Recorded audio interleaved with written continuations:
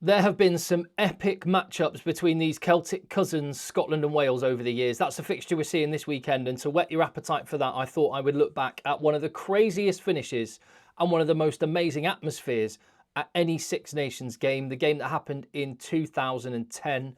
Let me know your thoughts and memories in the comments down below. And it's really interesting to look at the way we approach this game this weekend and the way things were in 2010, because Scotland losing to Wales in this match would mean they were destined to finish 5th or even 6th. And, well, does that sound a little bit familiar? That if Scotland were to lose this game against Wales, it would mean the only win they had to show for their efforts in a Six Nations was a solitary win against Italy. Gregor Townsend was the assistant coach in this year. Can you remember who the Scotland head coach was in 2010? Because I'd completely forgotten that it was Andy Robinson. I'd memory hold that one. I imagine quite a lot of Scotland fans probably feel similar about that one. Warren Gatland was in charge of Wales. Chris Patterson was getting his 100th appearance for Scotland. And do you know one thing I really miss is that the teams ran out separately back then. I don't mind them both walking out at the same time and all the rest of it, but I quite liked it when there was just like polite applause for the opposition, and then it would be mad atmosphere for the home team. Or in the case of Wales, I'll tell you what, this lets you know it was a different time. The fact that the Millennium Stadium then resembled like a Saudi oil field. You can tell fuel was a lot cheaper back in 2010 because they use a lot of it on the pyrotechnics. Another measure of the time, the era that we're in, is the scrums. No pre-bind whatsoever, just take a big step back and wallop, which Adam Jones used to love for Wales back in the day. And this game, how would you characterise this match? Scotland were really pragmatic. They played a territory and kicking game, mainly through the boot of, well, this fella, Dan Parks. And he had a brilliant game for Scotland. I think he might have even been man of the match. And the best player for Wales was that man, Shane Williams. And, well, Wales, I don't know, Andy Powell was in their team. I'm not sure whether they'd been out in a golf cart and on the beers the night before the match, but they were not at their best. I mean, just dropping off tackles like Gareth Cooper and James Hook were there to let John Barclay in for a try. I mean, that's just not good enough at international level, as good as John Barclay was as a player. Wales being kept in the game by Stephen Jones's boot. Parks with a drop goal. I mean, Finn Russell wears Dan Parks' pyjamas. That's what I've heard. And not only his first of 2 drop goals in the game, but really good territorial play. Lee Byrne had a skinful by the look of it. And Scotland played some really good rugby. And again, just wait for the amazing boot of Dan Parks. I think it's a left foot on this occasion, after a really good move, coast to coast. Dan Parks, the prince that was promised, the fly half that was prophesied.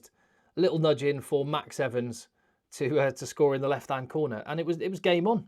The half-time score was 21 points to 9 to Scotland. Second half, well, it gets more and more exciting and more interesting.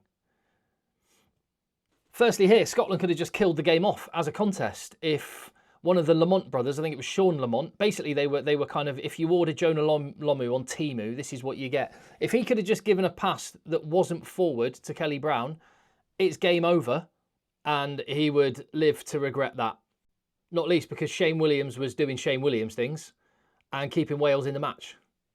I think the one player who hadn't gone out on the beers with Andy Powell the night before. Shane Williams, what a rugby player.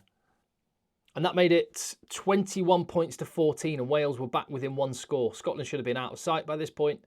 Wales was suddenly back in it.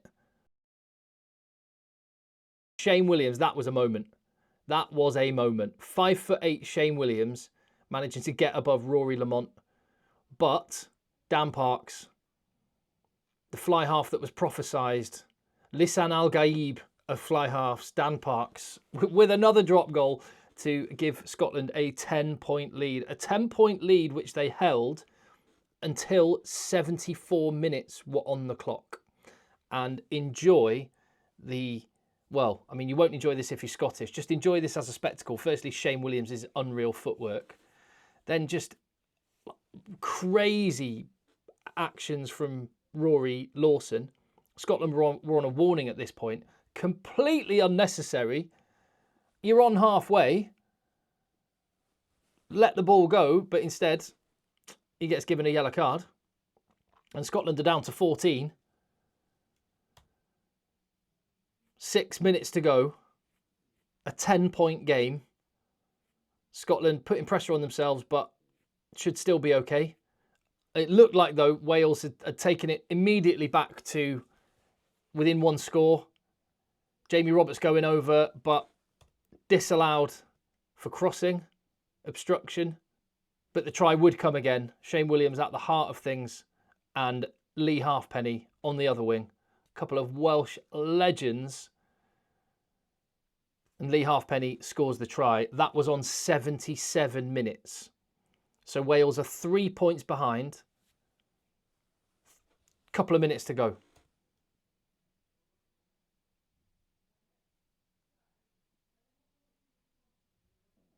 And Andy Robinson's body language says it all. Brain fade from Phil Godman. And what do Wales do here with a penalty? Do they go for the win or do they go for the three? Scotland down to 13 men. And those two men, Robinson and Townsend, do not know what to do. And Wales are going to take the chance of a draw. Quickly taken by Stephen Jones, just seconds remaining. And Wales will have at least a draw. Is there time for one more passage of play?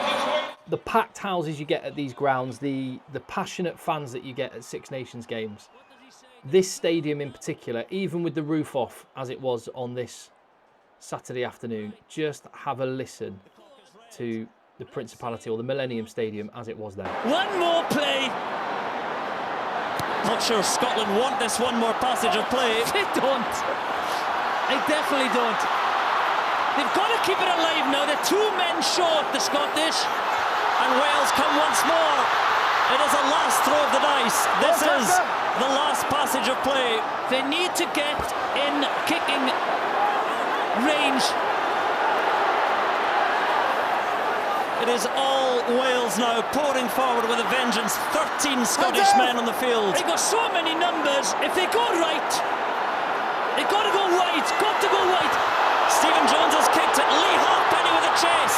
Sean Lamond there. The ball beats them both. Lee Byrne and Halfpenny. Lee Halfpenny, 5 metres short. It is there to be claimed by Wales. They've just got to keep their composure now. Carried on by Alan Wynne-Jones. Men lining up outside. Bradley Davis infield. They're all there for Wales. Shane Williams! And Shane Williams has won the most dramatic game in this Six Nations, perhaps in any Six Nations. What a game! I cannot believe it! The indiscipline of the Scottish defenders! It's incredible! That noise is what it's all about. What a finish. What a self-implosion from Scotland. The interesting thing is you just use this and map it onto this weekend. Obviously, this is 15 years ago. Well, Gregor Townsend's still involved, but Warren Gatland would have been involved. And Rob Howley as well, had things not gone badly for them recently. But other than that, it's all changed. It's a different era. It's a different game. However, the stakes are set that Scotland could be facing a nightmare if they were to lose to Wales. And will that mean they tighten up a little bit? I mean, I'm not suggesting for a minute they'll play the way Dan Parks marshalled this Scotland team around the park. They'll want to play and express themselves, but could the nerves of coming up against Wales with nothing to lose just mean they tighten up a little bit, and could that play into Wales' hands? And Wales, who tried to play the rugby and didn't execute until the last 5 minutes, do they channel a little bit of that Shane Williams spirit as they showed against Ireland, and will that work for them? I mean, Wales were at home in this game in 2010, and they'd won the Grand Slam a couple of years before, so they would have been expecting to win. But this weekend, it's a free hit for Wales still, I think. and it's a massive potential banana skin for Scotland. I cannot wait for it, and I hope these scenes from 15 years ago have just whet your appetite a little bit more. Please give the video a thumbs up, hit subscribe, and I will see you on the next one.